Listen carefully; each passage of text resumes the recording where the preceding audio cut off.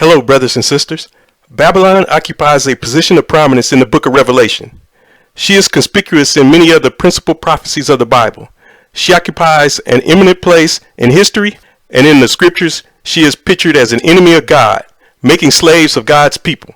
Babylon and her doom has already been mentioned by the prophet in Revelation 14, verse 8, where her fall was anticipated and announced because she had caused earth's inhabitants to partake of her false doctrines. Babylon is represented also as coming in remembrance before God during the seventh plague. Revelation chapter 16, verse 19. Obviously, Babylon is the main object of God's wrath. Actually, God's people are invited to leave Babylon for two reasons. One, so that they will not be guilty of the sins of Babylon. And two, that they will not be the recipients of the wrath of God poured out on Babylon. Revelation chapter 18, verse 4. Great Babylon, in a broad sense, pictures the system of apostate religion throughout all human history. The beast on which the woman rides represents Satan's particular kind of government.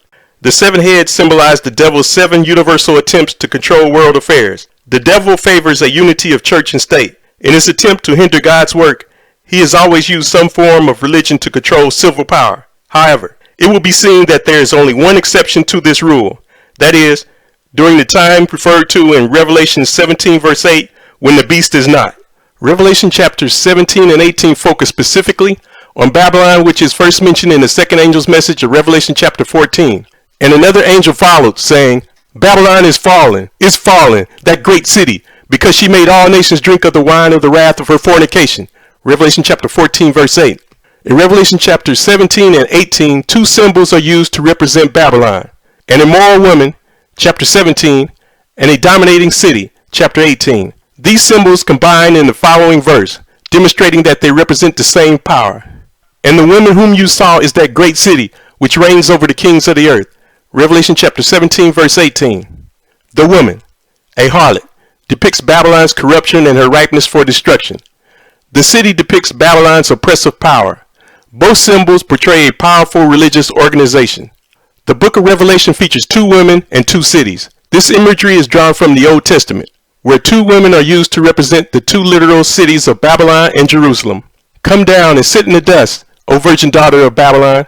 Isaiah chapter 47, verse 1. I have likened the daughter of Zion to a lovely and delicate woman. Jeremiah chapter 6, verse 2. In Revelation, the two women represent, in turn, spiritual Babylon, the counterfeit church, the synagogue of Satan, and then spiritual Jerusalem, the church of God, two opposing religious organizations. The term Babylon had its origin shortly after the great deluge, which destroyed the earth and its inhabitants.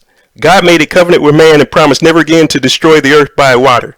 Genesis chapter 9, verses 11 through 17. But those who did not believe God set up their own plan of salvation in rebellion against God.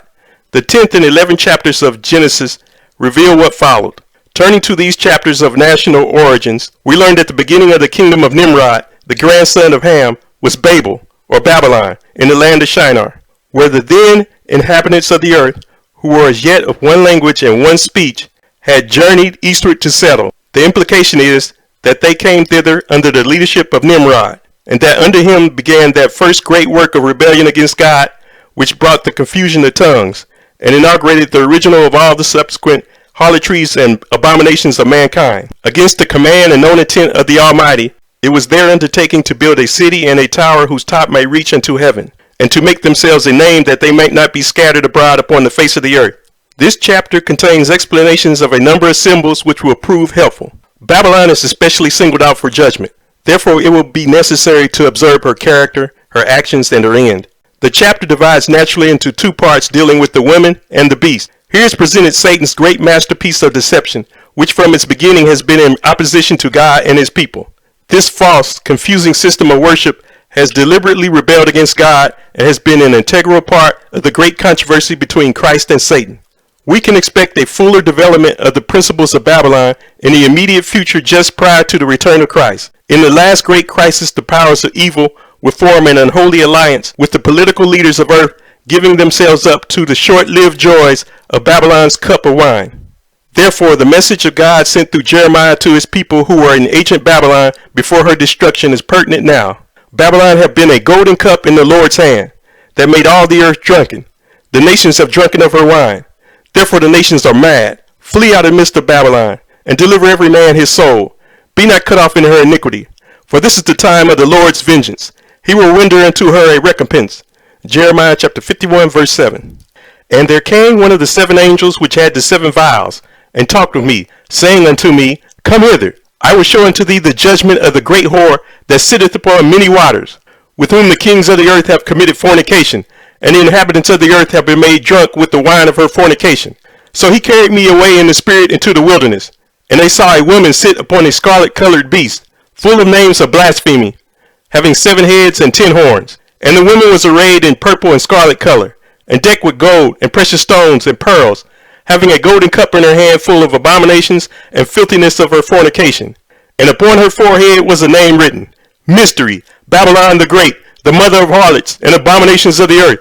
And I saw the woman drunken with the blood of the saints, and with the blood of the martyrs of Jesus.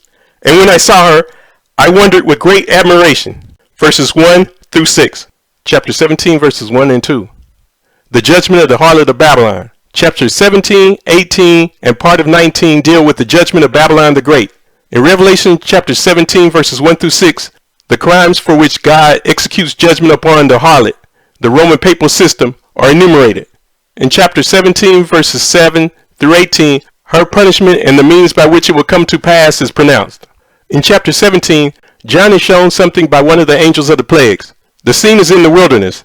This brings our minds to the 1260 years the Roman Church ruled the world, and the persecuted people of God were forced into obscurity. Now we see this persecuting power drunken with the blood of the martyrs. She has already committed fornication with the kings of the earth, and the people of earth have been deceived and made drunk by the wine of her false teachings. So this indicates the time very accurately at the end of the 1260-year period of papal rule in the Dark Ages. The timing is important to rightly interpret the message this chapter has for us today. What does he see? A woman, which symbolizes a church, and she is riding on a savage beast, which represents the world, governments, and powers used by Satan to persecute God's people. She is called a whore, a woman that goes out with other men, not her husband, for money. The true church is a pure woman, and she is the bride of Christ. But this woman, though she claims to belong to Jesus, has relations with all the kings and governments, and she does it for money and power. That is why she is called the great whore. According to Ephesians 5, Jesus is the spiritual husband of the church. Therefore, if a church unites with or receives favor of one who is not her husband, she commits spiritual adultery. The kings of the earth represent civil powers. When churches lose the power of the gospel to transform hearts and lives, they turn to the power of the state to support their doctrines, and thus they commit spiritual fornication. The many waters or the countless people. Verse 15, she has deceived and made drunk with her doctrines. Historically, the great majority of biblical scholars have affirmed that the woman of Revelation chapter 17 represents the Church of Rome. This is because there are a number of specifications by which the woman may be identified, and every one of these fits that organization perfectly. Note, in identifying the Church of Rome or any other religious entity, this exposition is not referring to individuals, but to a system. It is evident that whatever is pictured here has to do especially with the last days or the time of the end. John was plainly instructed by one of the 7 plague angels, I will show unto thee the judgment of the great whore that sitteth upon many waters. Revelation chapter 17 verse 1. In the preceding chapter, the last 3 plagues appear to have been especially designed as a judgment upon Babylon. During the 7th plague, Babylon is mentioned as being remembered by God, upon whom is poured the cup of the wine of the fierceness of his wrath. Revelation chapter 16 verse 19. This woman is the reason for the 7 last plagues. Her character and her deeds deserve the unmingled wrath of God without mercy. The prophet was shown a royal union of church and state. The woman was sitting upon a scarlet-colored beast. As a symbol, a beast represents kings or kingdoms. Daniel chapter 7 verse 17, 23. So this woman or the church is seated upon civil power. She is upheld by the state. It is a picture of the church controlling and guiding civil government to further her own desires. She is called the mother of harlots, which is interpreted to mean the mother of fornications. Revelation chapter 17 verse 5 margin. There is a close relationship between this woman and the nations of earth in that she sitteth upon many waters. Furthermore, the kings of the earth are said to have committed fornication with her, and the wine of her fornication, which is false doctrine, has caused the peoples of earth to become drunken. Chapter 17 verses 3 through 6. The main difference between the beast of Revelation 13 and the combined power represented by the beast and the woman here is that a distinction is made between the religious and political aspects of papal power. The scarlet-colored beast represents the governments. The woman, the apostate church, rides upon the beast, symbolizing the church controlling the state. In contrast to the pure church of Revelation 12, this woman is arrayed in purple and scarlet, with gold and jewelry. She is a part of Babylon, the great city that Satan has set up in opposition to the New Jerusalem of God. The Roman Catholic Church has proudly styled herself as the Mother Church, but here she is called the Mother of Harlots. From the mother have come various Protestant denominations which profess to be clean and pure, vehemently rejecting the corruptions of the Catholic Church. But these churches have shown a distressing tendency to follow their mother's example of sacrificing truth and the approval of God, and to seek the power of the state to enforce doctrine. And thus they choose to become harlots with their mother. This woman is the devil's counterfeit of the true church. It is one great vast system of evil. She proclaims error by corrupting truth, which results in confusion. Paul represents God's church as being a chaste virgin. 2 Corinthians chapter 11 verse 2. This harlot woman is therefore symbolic of an apostate religion. What a clear description of the Roman church. See her colors, purple and scarlet. Look at her riches and jewels. And she has a golden cup in her hand full of false doctrines, which make people spiritually drunk when they believe them. She is a mother church. This is exactly what the Roman power claims to be. The Protestant churches are her daughters, and she is indeed drunken with the blood of saints and martyrs for Jesus, as she has persecuted and killed them by the millions. Jesus never wants his church to use the power of earthly governments and courts to make others obey her wishes. As John sees this scene, he is amazed at the sight. The attire of this woman says a lot concerning her character and actions. She is attractive and seductive. She has gathered together and surrounded herself with those things the world regards as the most valued possessions of material wealth. Her external glory is designed to appeal to the natural heart and imagination of man. She wins the heart of the so-called Christian world by taking God from their thoughts. But even worse, she holds a golden cup in her hand. This contains the wine of her fornication. Drinking from this cup makes the nations mad, drunk, confused. Her meretricious charms are said to have made all nations drink of this cup. Revelation chapter 14 verse 8. They yielded to her seductions. The golden cup contains the depths of sin to which this harlot woman has sunk. She is appropriately characterized by idolatry and corruption. This emblem of the harlot woman with the cup in her hand was derived from ancient Babylon and Greece. In the early 19th century, Rome chose this same symbol to represent herself. In 1825, on the occasion of the Jubilee, Pope Leo XII struck a medal, bearing on the one side his own image, and on the other, that of the Church of Rome symbolized as the woman, holding in her left hand a cross, and in her right a cup, with the legend around her, Sedet Super Universum. The whole world is her seat, the two Babylons, page 6. Look at the name she wears. It is made public and indelibly stamped on her forehead so that there need be no misunderstanding concerning her true character. Her name is a compound one. First, she is termed mystery. This indicates what has been kept secret or hidden, and only those who have the mind of Christ, Philippians chapter 2 verse 5, can understand. She should have stood for God and his truth, but instead she stands for error and wickedness. Second, she is named Babylon the Great. This great system is in its worst condition just before the return of Christ. She is the culmination of all evil. Third, the last terminology is the most descriptive. The mother of harlots and the abominations of the earth. Her offspring is no better than she is. She is the mother of all systems and doctrines used by Satan to turn men from God. She is the parent of all that is morally loathsome. She is truly drunk with the blood of the saints. History records the deeds of the papacy as it used the state to persecute and kill millions of faithful Christians during the Dark Ages. The Catholic Church has disguised herself with humble apologies for these actions, but she has not changed. The same spirit of persecution will again be exhibited against God's faithful children who will not drink the wine of her corruption just before the second coming of Christ. The sight of this woman drunk with the blood of the martyrs caused great concern, so that John said, I wondered with great admiration. In a general sense, Babylon has been responsible for the blood of the martyrs of all ages. Revelation chapter 18 verse 24. However, this woman's significance has to do especially with the prospective martyrs in the closing scenes of Earth's history. Babylon will be held accountable for the death decreed upon the righteous, even though she will be prohibited from slaying them. By condemning the people of God to death, they have as truly incurred the guilt of their blood as if it had been shed by their hands. The Triumph of God's Love, page 369. And the angel said unto me, Wherefore didst thou marvel? I will tell thee the mystery of the woman, and of the beast that carrieth her, which hath the 7 heads and 10 horns. The beast that thou sawest was, and is not, and shall ascend out of the bottomless pit, and go into perdition. And they that dwell on the earth shall wonder, whose names were not written in the book of life from the foundation of the world, when they behold the beast that was, and is not, and yet is. And here's the mind which hath wisdom. The 7 heads are 7 mountains, on which the woman sitteth, and there are 7 kings. 5 are fallen, and one is, and the other is not yet come. And when he cometh, he must continue a short space. And the beast that was, and is not, even he is the 8th, and is of the 7th, and goeth into perdition. Verses 7 through 11. After giving to John this vision concerning the judgment of Babylon, the angel assumes the responsibility of interpretation.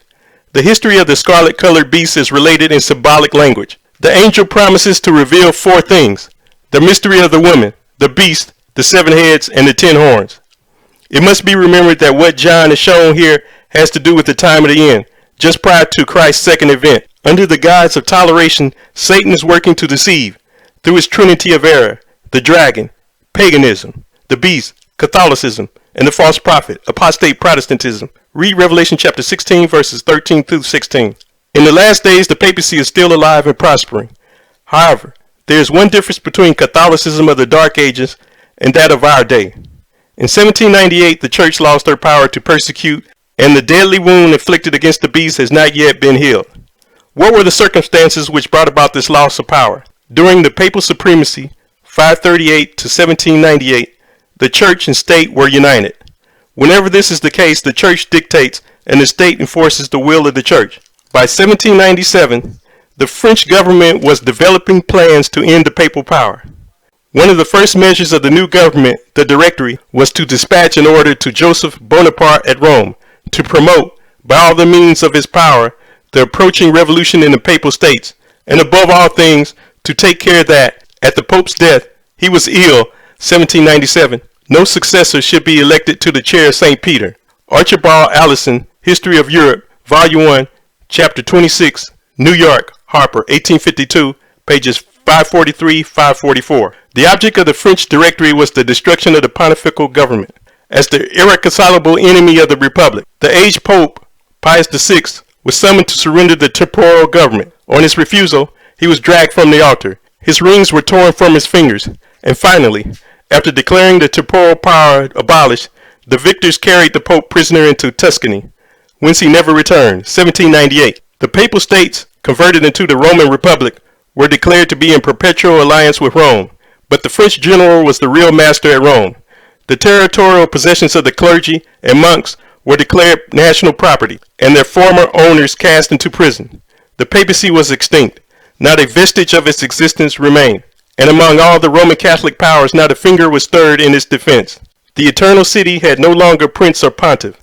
Its bishop was a dying captive in foreign lands, and the decree was already announced that no successor would be allowed in his place. George Trevor, Rome, From the Fall of the Western Roman Empire, London, The Religious Tract Society, 1868, pages 439-440.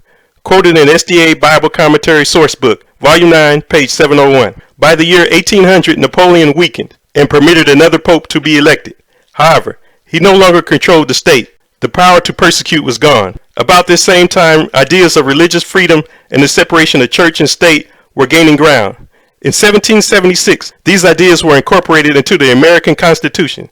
And in France, the leaders of the French Revolution proclaimed civil and religious freedom. In this setting, their doctrines of anti-God and anti-Bible were able to get a noticeable foothold. Political and religious freedom has been spreading in all parts of the world. Organized atheism, in the form of liberalism, evolutionary philosophy, and the anti-Genesis movement is capturing the minds of people everywhere.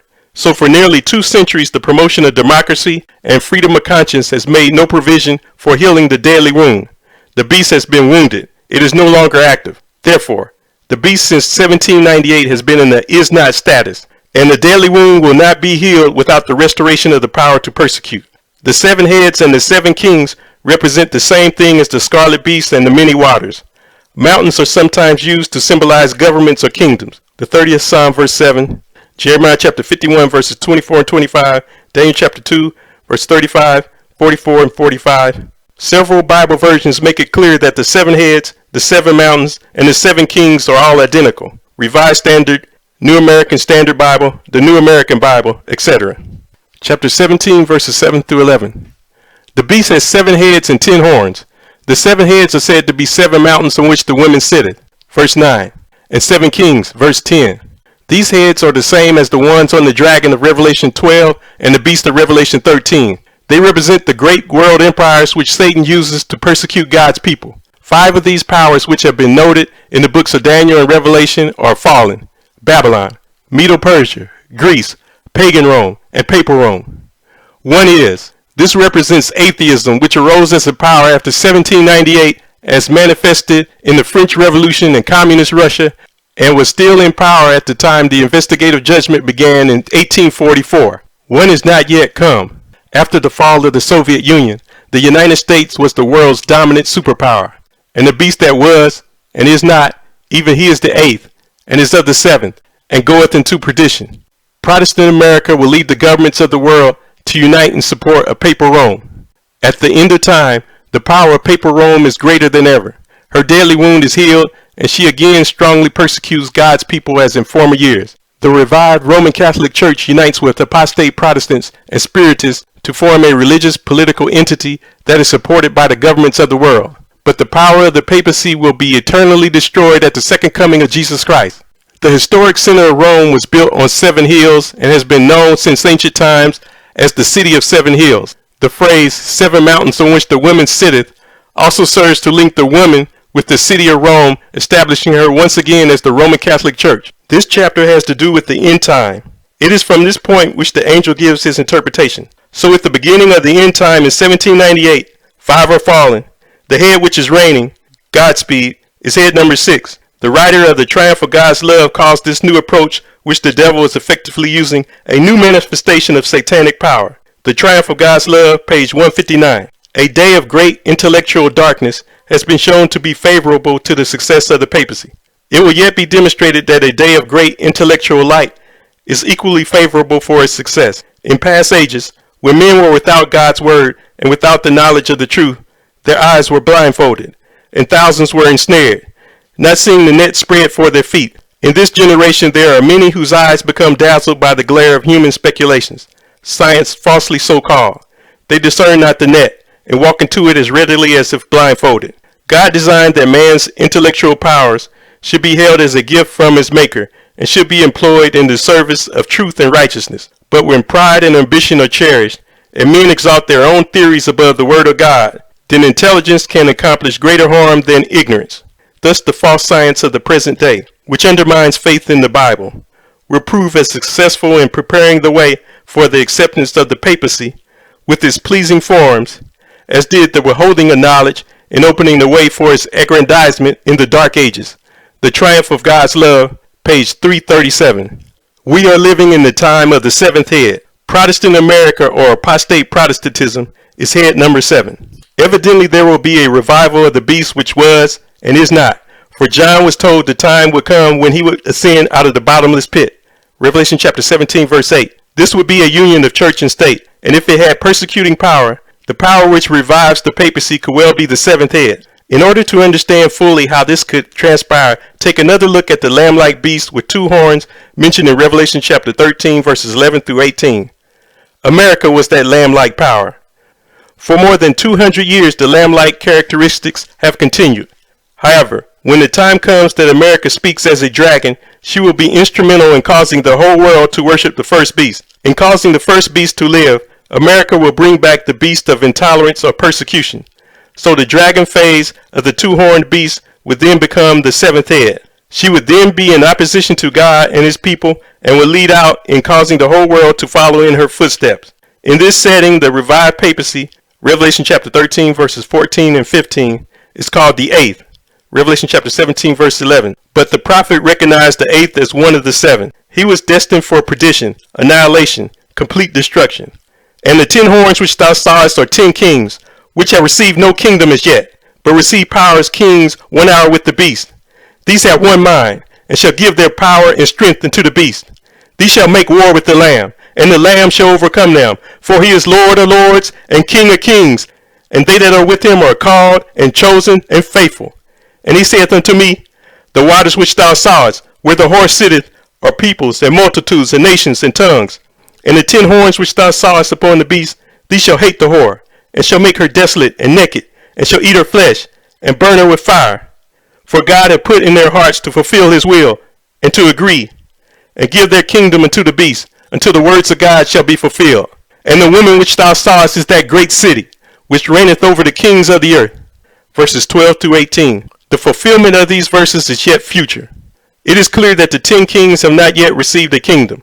When they do receive power as kings 1 hour with the beast, Revelation chapter 17 verse 12, they will willingly collaborate with the beast inasmuch as they are said to have one mind. Revelation chapter 17 verse 13.